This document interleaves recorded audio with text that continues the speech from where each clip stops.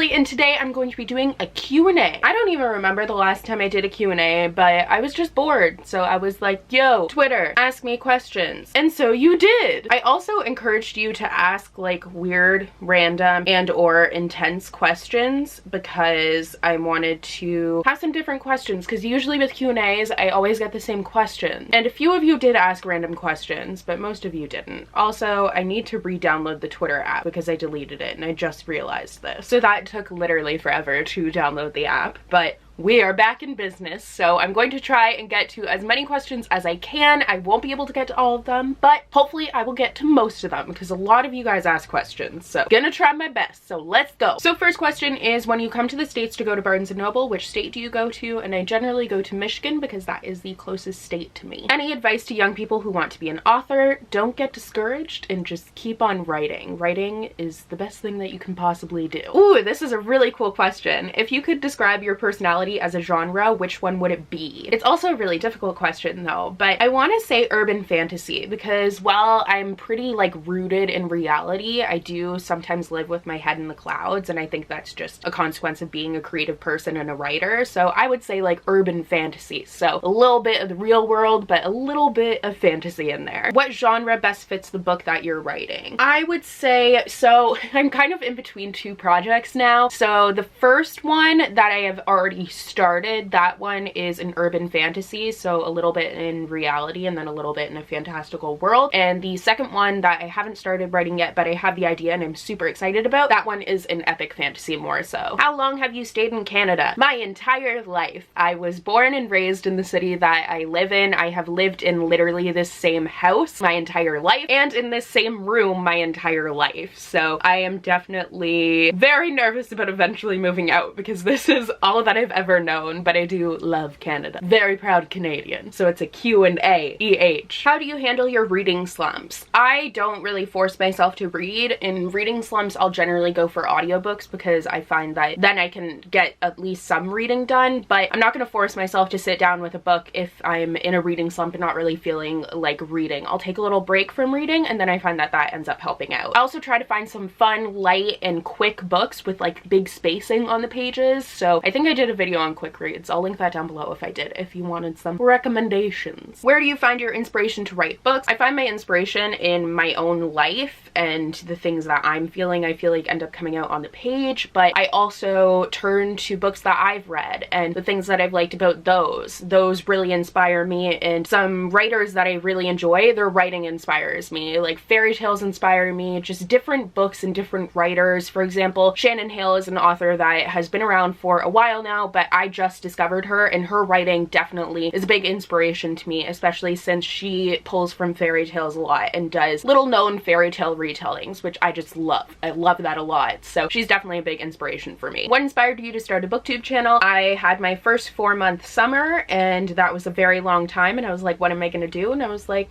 I'll make videos, and here we are. If the name Alice was outlawed, what would you name your future child? All other Alice/Carol related names are out too. I don't even know. This is from my best friend and she knows that if I do have kids, then I want a girl and I want her name to be Alice, but I've never thought about other names. Also, I've never considered if I have a boy, which is just not an option in my mind. I'm trying to think of other bookish names that I really like, but I honestly have no clue what I would name my child if that was not an option. I don't know. I'll probably just not have a child. Do you ever find it weird that a bunch of people on the internet you've never met get excited every Monday for a vlog about what you read that week? I think it's weird to me that you guys love it so much just because I'm not doing a lot. Like, I don't really take you guys out and like, this is what I'm doing today, because I'm way too awkward for that, and no, but at the same time I really like certain people's vlogs as well. So I guess if there's someone that you like, really like their personality and you're really invested in them as a YouTuber, then it does kind of make sense that you would want to follow them and see what they do on their spare time and stuff like that. Like, I really like watching watching Colleen Ballinger's vlogs. So that's really actually the only person whose vlogs I watch. But I guess in that respect, it makes sense to me because she's not really doing anything like super exciting either. She's just kind of chilling, but I do really enjoy them. So it's a little weird, but then again, I still find it weird that people even like watching my videos. So what can you do? I will say though, I definitely did not expect them to be as popular as they have been, and I'm really glad that you guys are enjoying them. Are you going to BookCon this year? I was hoping to go to BookCon. I was hoping to be on a panel for this stuff, but I feel like sometimes for those things I'm overlooked and I don't really know why, but it is what it is. But I was hoping to go to BookCon and VidCon and hopefully participate in a panel or something like that, but I don't really know how that happens. If you have to contact them, if they have to contact you, I don't know, but I am still going to try to go, but it's just kind of a money thing. If I can afford it, then I'll go. VidCon is probably a little bit more likely just because my sister lives out in California, so I at least have somewhere to stay. She lives far away from where VidCon is, but it would still be like someone out there, and I don't know if that makes any sense, but I'm hoping to go to more events. I never go to them. It's just not as easily accessible for me, and that stuff is expensive, so we'll see. Hopefully though. How do you feel about people judging what others read, whether it's for the content or the diversity or lack of diversity? I feel like if you're judging just for content, like I'm interpreting that as just like, oh, that's like a smutty romance, I'm judging you for reading that. Like if you're judging someone for reading, I don't know, Twilight or something like that, that I think is stupid, because I mean, just let people read what they want. Like it is of no consequence to me what you read. You read whatever makes you happy. As long as you're reading, I'm happy. But if it's for diversity or lack of diversity, I think it is important to try and read diversely, read from different areas of the world, and read about different characters that are unlike yourself, because that's the way that you're going to learn about other people in the world. So I feel like if you're judging for diversity, that's kind of a different story, but I think if you're just judging because someone's reading a book that you don't like, that is literally stupid, and you need to move on and have other hobbies. What does your dream private library look like? Beauty and the Beast, man. That is what it looks like, and it's got like a desk where I can write and stuff. It is beautiful. It looks like the Beauty and the Beast library. Like I would want the ceiling to be like a map of the world. I don't know. I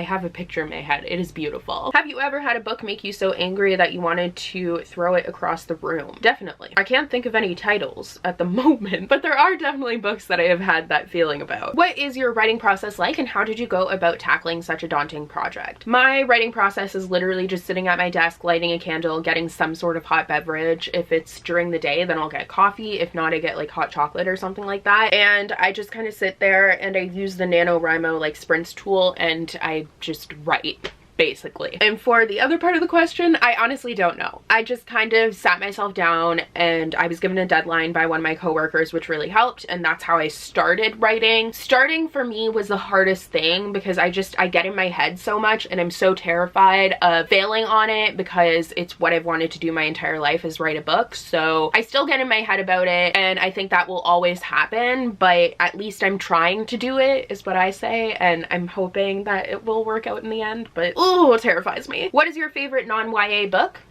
Ooh, Fall of Giants by Ken Follett. I love that book. I wasn't expecting to, because it's like a 1000-page historical fiction brick, but it is amazing. I really, really loved it. Name a movie that is better in the book. It's kind of a funny story by Ned Vizzini. I preferred the movie to the book, and I think a big part of that is the fact that I had seen the movie first before I read the book, and then when I read the book I was really confused because they changed quite a few things with characters and stuff. So I think that's just because of the order that I saw them in, or read / saw them, experienced them in. That's better. Is it normal to feel a little anxious when someone reads or reviews your writing? I get nervous thinking about someone judging me or my work. I am literally, pardon my French, shitting bricks whenever I send my writing to someone, because I think the worst thing that someone can say to me is that they hate my writing, and it's going to happen. Like, not everyone is going to like your writing. There's going to be people out there who aren't going to click with it, and that's fine, but it's definitely a hard thing, because writing, at least for me, and I know it's like this for a lot of other people, is like putting a part of yourself on the page, and you're giving that to someone. It's literally like you're running naked through the street. So you're opening yourself to such judgment and such critique, and I think that is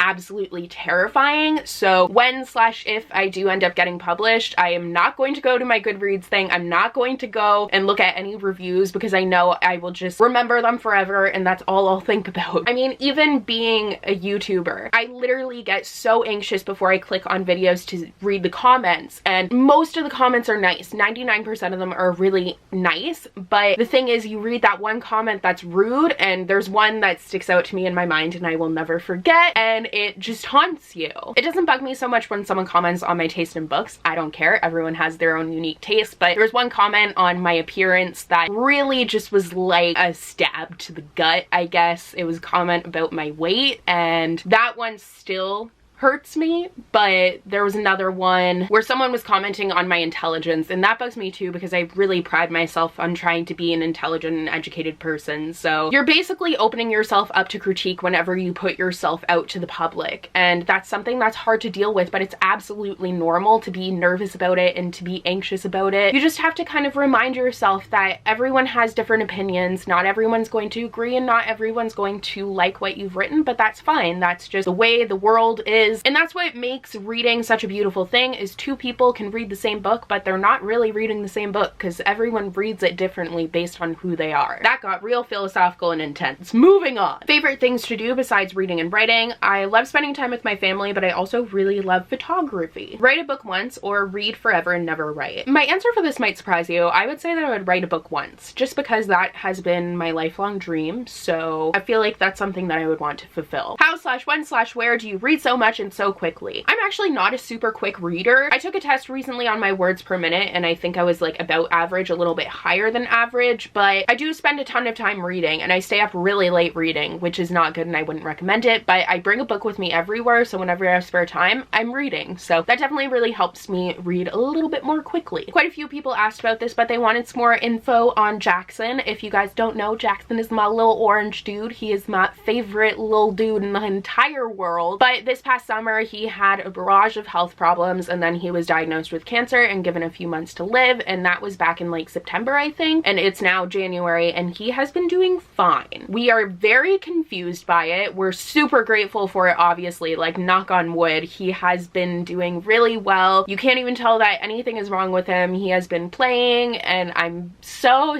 happy that he has been back to basically his regular self. There's still some differences, but he seems to be fighting whatever it is that has been ailing him, so I'm very happy about that, and I love my little dude, so I'm so glad that he is doing fine because that was the most devastating thing ever. But thank you guys for asking about him all the time. A lot of you guys ask about him and he appreciates your concern as well, but if anything changes I will let you guys know, but he has been doing really well. What is your opinion on the Tim Burton Alice in Wonderland movie? The thing I've learned with book to movie adaptations is that they are entirely different beasts and you have to treat them as different entities, because if a book was turned into a movie word for word, like scene for scene, everything to a T to the book, it probably wouldn't make a very good movie because it's made for a completely different medium where you get to imagine things as you would, so it just wouldn't translate as well. So I think knowing that has allowed me to enjoy book to movie adaptations a lot more because they're really different. So viewing them as completely separate things, I enjoy the Alice in Wonderland movie. I didn't enjoy Through the Looking Glass as much. I did still enjoy it, but that one bugged me more because it just took the title and that was really it. There was nothing else that matched the book. And I know I just said view them as separate things, but like at least take a little bit of the book and turn it into a movie, you know? I hope that made sense. What underrated book do you wish everyone would read? There's actually one that I recommend all the time at work and I'm actually going to pick it up. I'm wearing pajama pants, by the way. Cure for the Common Universe by Christian McKay Heidecker is one that I always recommend to kids who come in and they have to read a book for a book report and they're not really into reading, so I give them this one because it's all about a kid who is going to video game rehab, and I find that they always end up picking this one out of the recommendations that I've given them, and I really enjoyed this book and I don't think I've really heard anyone else talk about it, but it was really good. Would you rather be stranded without a book or stranded with books only in languages you don't speak? I'd say I'd rather be stranded with books only in languages that I don't speak because then I can teach myself new languages, which would be fun. I wish I could speak different languages. I was a polyglot, but alas, I am not. I'm very bad with languages. Where do you want to be in 5 years? Honestly,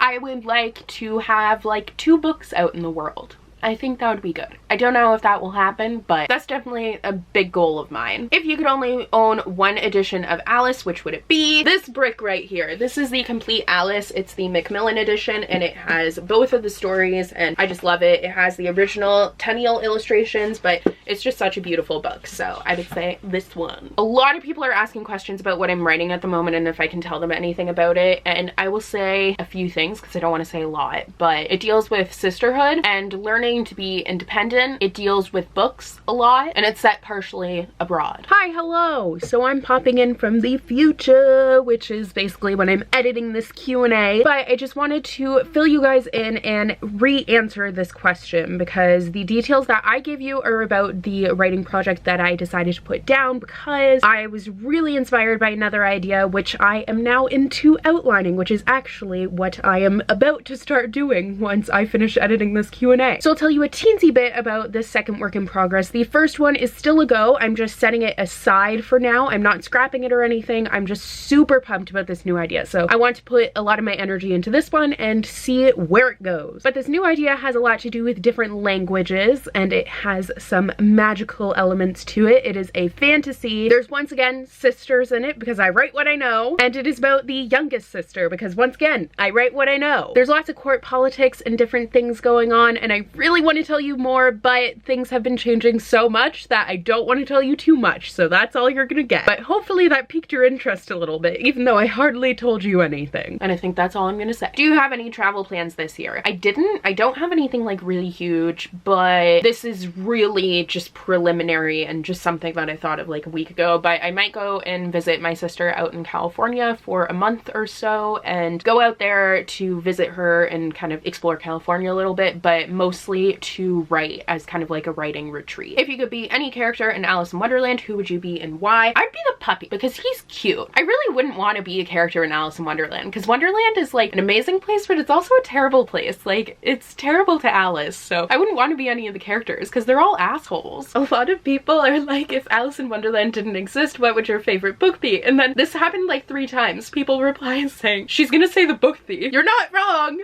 You know me so well. If you could attempt one thing and knew you could not fail, what would you do and why? Write a book. But I'm doing it anyways. Once your book is finished and published, what's one accolade you'd like to receive for it? I would definitely love to be, like, my lifelong dream is to be on the New York Times bestseller list. I don't think that will happen, but it would be amazing. So that's the last question I'm gonna answer. But I hope you guys enjoyed this video. If you did, don't forget to subscribe. I put out new videos every Monday and Thursday. You can also follow me on social media. If you wanted to ask me questions for my Q&A next time, you can follow me on Twitter. My Twitter is @HailesandBookland, and I also have Instagram, and my Instagram is @HaileyandBookland, but all that information is down below. So thank you guys so much for watching, and I will see you guys in the next video. Bye!